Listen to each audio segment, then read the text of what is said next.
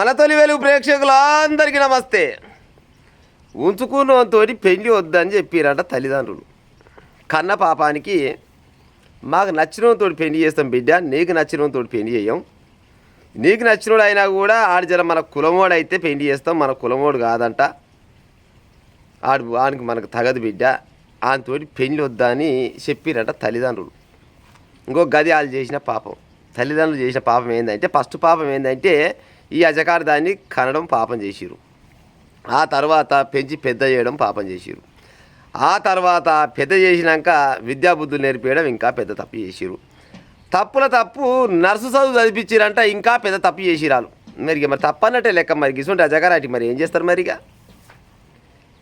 గిట్ట చేసినాకనంట ఈమె లవ్లో పడ్డదంట. లవ్లో పడి ఒక ఆయనకు మరిగిందంట. మరిగి తల్లిదండ్రులకు చెప్పిందంట.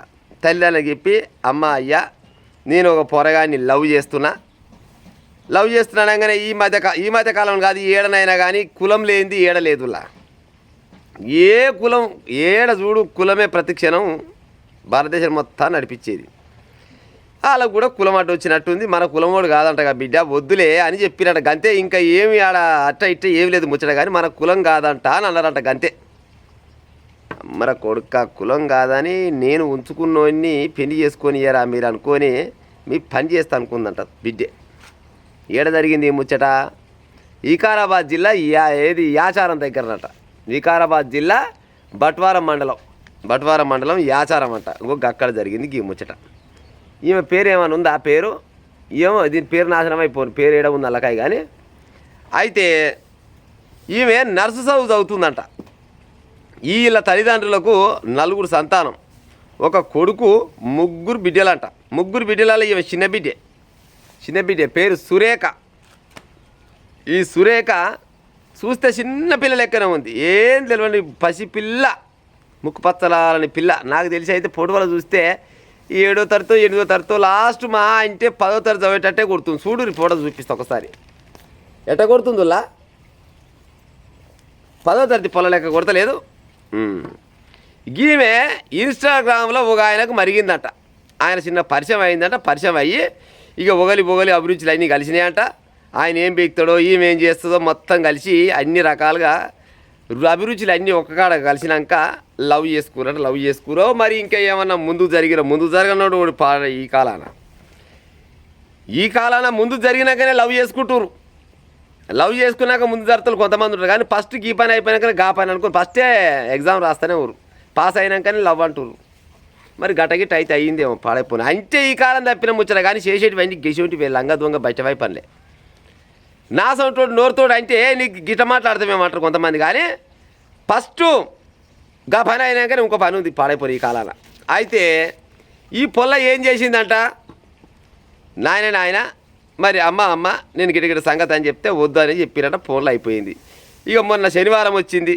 శనివారం నాడు ఆదివారం నాడు 2 రోజులు సెలవు పెట్టిందంట. సెలవు పెట్టి ఈమె డాక్టర్ నర్స్ కోర్సు చేస్తుందంట కదా, చిన్నగా అల్లకెళ్ళి బయటపడుతుందంట. బయటపడినప్పుడు ఏం చేసిందంటే 2 సూదుబుడ్లు వేసుకొని వచ్చిందంట.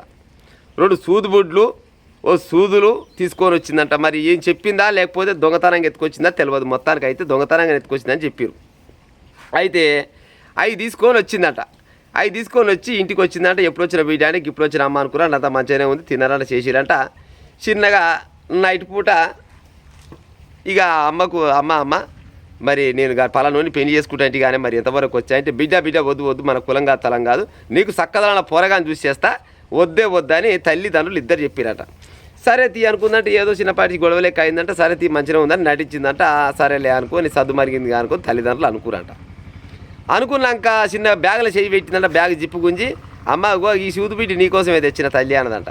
ఎందుకు బిడ్డ ఇదంటే, ఎప్పుడు ఒళ్ళు నొప్పులు కాళ్ళ నొప్పులు కిలో నొప్పులు అంటారు, కానీ నువ్వు అని ఆయన మీ ఇద్దరికి సూదిస్తే తగ్గిపోద్దమ్మా అని అంటే, నా బిడ్డే నా కన్న రక్తమాయే నా బిడ్డ అనుకొని తల్లి అన్నదంట. సరే బిడ్డ నేను ఎత్తుకుంటాను, నాకు ఈ బిడ్డ సూది అన్నదంట. సరే బిడ్డ ఏడిస్తావా అంటే, తొంటికిస్తావా చేయికిస్తావా అంటే తొంటికిస్తా పాట అన్నదంట. జర ఏది నొప్పుల సూది కదా, తొంటికిస్తా పాట అని తల్లి తొంటికి ఇచ్చిందట. తొంటికి ఇవ్వగానే జరంత నొప్పులు వేస్తుంది అమ్మ, జర అడ్డం ఊరికి వచ్చినా అనుకొని ఇటు జోకొట్టిందంట. అక్కడ ఇక్కడ తొంటిని రాసిందంట. రాసినాక ఇక పండుకో అమ్మ అంటే అమ్మ పండుకుందంట. అమ్మ వండుకుందా, చచ్చిపోయింది ఆల్రెడీగా, కన్ఫామ్ చేసుకుంది, తల్లి చచ్చిపోయింది. అమ్మయ్య తల్లి అయితే చచ్చిపోయింది అని అక్కడ సైడ్కి గుచ్చుకపోయిందట, మంచం మీద వండబెట్టిందట. నాయన వచ్చిండట. నాయన వచ్చి నాయన అమ్మకు సూదిచ్చినా నొప్పి తగ్గిందట, మంచిగా పండుకుంది. నాయన నీకు కూడా సూదిస్తా దగ్గర రాని పిలిచిందట. ఏం సూది బిడ్డ అంటే సేమ్ గిట్టే చెప్పిందట. నాయన నీకు కూడా కాళ్ళ నొప్పులు కిలో నొప్పులు అంటావు నాయన, ఈ సూది వేసుకుంటా అంటే ఇక నొప్పులునే ఏముండే నీకు, నువ్వు రా నాయన అని చెప్పిందట. సరే అని బిడ్డనేనా తండ్రి కూడా నమ్మిండు. తండ్రి మళ్ళీ చేయికిస్తావా 20కి ఇస్తావా అంటే అమ్మకు 20కే ఇచ్చిన దబ్బున నిద్రపోయింది. నాయన నీకు కూడా 20కే ఇస్తుందా అనగానే తండ్రి 20కి కూడా ఇచ్చిందట సూది. తండ్రికి జరంత డోస్ ఎక్కిచ్చిందట. జర మరి గట్టి మందు మాకు ఏమైనా తాగుతాడో ఏమో తెలియదు కానీ జరంత ఎక్కువ డోస్ ఇచ్చిందట. తండ్రికి ఎక్కువ డోస్ ఇచ్చి తండ్రికి గుచ్చేసి పెట్టింది. కథం. తండ్రి తల్లి పన్నోళ్ళు పన్నట్టే కథం అయ్యారు. ఇద్దరు తల్లి తండ్రి ఇద్దరు చచ్చిపోయారని కన్ఫామ్ చేసుకుంది. ముక్కడ చేయి పెట్టిందట. గాలి ఆడతలేదు, అయ్య చచ్చిండు అమ్మ చచ్చిండు. ఏం చేయాలి? సాధారణంగా చచ్చిపోయారు, గుండెపోటు వచ్చిందో లేకపోతే అదురుకొని చచ్చిరు, అప్పలబాధ చచ్చిరు, ఏదో కథ పడాలనుకొని చిన్నగా అన్న పేరు అశోక్ అంటూనికి ఫోన్ చేసిందట. అశోక్ అంటూనికి ఫోన్ చేసి అమ్మ నాయన పాడైపోయి ఇద్దరు అడ్డం పడ్డరు, అసలు ఏమైందో ఏమేమో అర్థమవుతలేదు. అమ్మ అడ్డం పడగానే అమ్మని చూసి అయ్య కూడా అడ్డం పడ్డాడు, నాకు కాలు రెక్కలన్నీ ఆడతలేవు అన్న దబ్బన ఉరికిరా అంటే అన్న బయట ఉన్నట్టు ఎడుకలు చూస్తారు కల్లా చచ్చిపోయారు అని చెప్పిందట. ఆల్రెడీ నేను కొద్దిగా నా సాధ్యమైనంత వరకు నేను గుండెకాడ వచ్చినా, నేను చిన్నపాటి డాక్టర్ అమ్మాయిన అయితే నేను చేయవలసిన ప్రథమ చికిత్స చేసినా కానీ నా చేతులు ఏమి లేదన్న, పెద్ద డాక్టర్ అమ్మని కానీ అయితే నేను చచ్చిపోయారు అన్న అని చెప్పంగానే ఆ అన్న లబో దిబో మొత్తుకొని చుట్టుపక్కల కాలకూల కిలోకోల అంతా చెప్పినట. చెప్పంగానే చిన్నగా వచ్చిరంట, చూస్తారు కదా అయ్యో చచ్చిపోయా పాపం అనగానే వాళ్ళనే ఓడేమో అన్నాడంట. అప్పులు పాడైపోను, అప్పులు అయినాయి, మీ అమ్మ ఆత్మహత్య చేసుకున్నట్టు పాడైపోను అని ఓడనట. ఓడిండి గుండెపోటు తల్లికి భార్యకు వచ్చినట్టుంది. భార్య చావంగానే మరణం తట్టుకోలేక భర్త చచ్చిపోయాడని ఓడన్నారట. ఎవడంటే అలాగై చూస్తుందట. అవును గట్టినే కావచ్చు అని అంటుందంట. ఈ యొక్కడంటే అక్కడనే చెవులు ఊపుతా ఉందంట. మొత్తాన్ని జనాలను నమ్మేయాలి కదా, జనాలను నమ్మేయాలని నమ్మిస్తా పోతుంది. కానీ ఆ సూదిబుడ్డి అంట ఇంట్లో దొరికిందంట.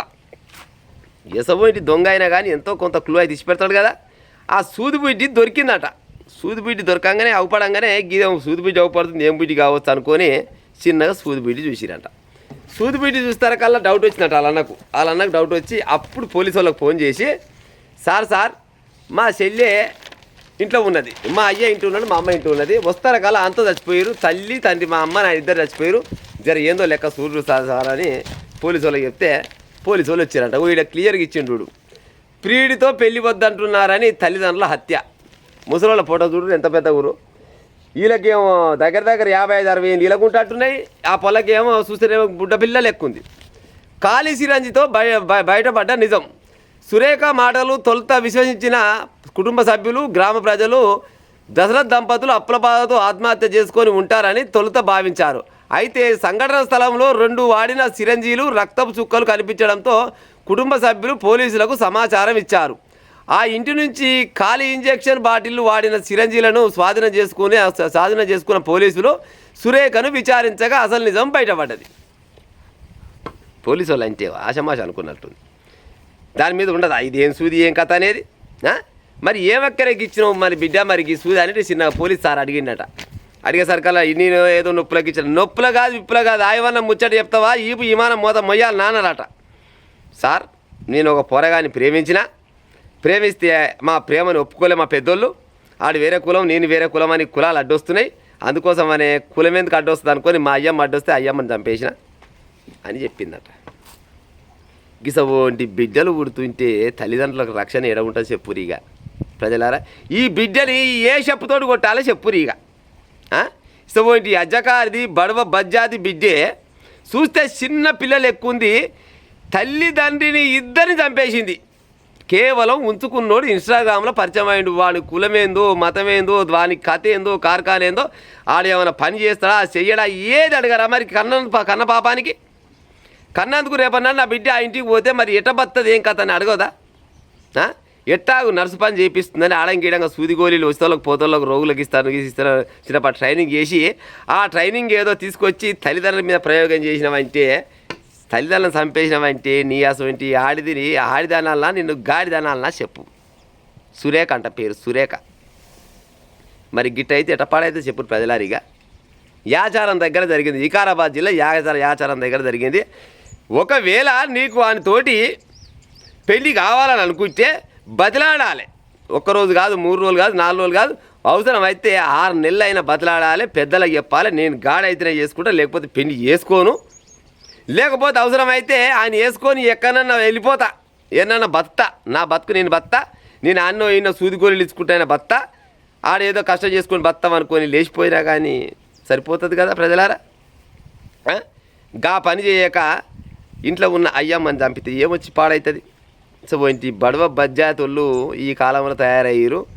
ఇక మరి వీళ్ళని ఎట్టనాలి ఏమనాలి, ఎంతో అనాలనిపిస్తుంది. కానీ ఏమన్నా అంటే మళ్ళీ కొంతమంది అంటారు నువ్వు గిట్టంటవా గట్టంటవా అంటారు. మరి వీళ్ళని ఎట్టన్నా ఏం కాదు. వీళ్ళని అల్లారి ముద్దుగా పెంచి నిన్ను కని పెంచి సాది నీకు విద్యాబుద్ధులు చెప్పి దీంతో పని నేర్చుకోపో బిడ్డ, రేపనాడు ఇంటికి పోతే ఎక్కడొస్తుంది అనుకో, నీకు పని నేర్పితే ఆ నేర్చుకున్న పని తీసుకొచ్చి అయ్యమ్మకు సూదిస్తావే దిగచెట్టదానా. పోయి లోపడేసిరి, మరి లోపడేసినాక మరి ఇప్పుడు ఏడా పెళ్ళి అవుతుంది? 4 గోడల మధ్యలో పెళ్ళి అవుతుందా? ఓ పోలీసు వాళ్ళు ఓడన సైకోగాడు ఉంటే దీనికి పెళ్లి చేసి పెట్టు నీ తల్లి జట్టు అప్పుడైతే సెట్ అవుతుండొచ్చు.